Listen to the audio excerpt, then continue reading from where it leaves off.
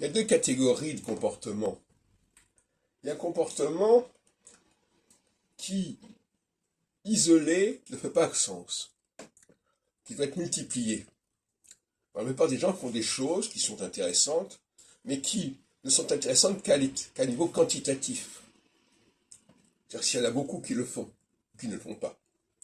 En revanche, au niveau qualitatif, il y a des personnes qui peuvent faire des choses qui sont en elles-mêmes signifiantes.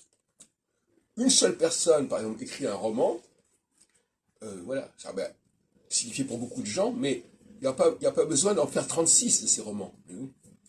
Donc il y a des comportements qui ont besoin d'être dupliqués, multipliés.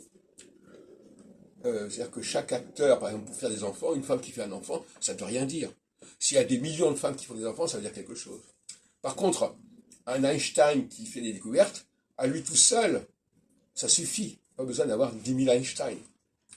Donc, il faut savoir si on est dans la situation de quelqu'un qui n'existe que à partir du moment où on le démultiplie, c'est-à-dire qu'à un moment où il y a beaucoup de gens qui font la même chose que lui, à ce moment-là, il est donc assez banal, finalement, ce personnage, ou bien alors c'est quelqu'un qui est assez unique, qui est assez remarquable, qui va être bien sûr imité, si on veut, mais qui n'a pas besoin d'exister à un très grand nombre d'exemplaires. Il y a la source qui est là, toute seule, et puis il y a les dérivés et les avatars.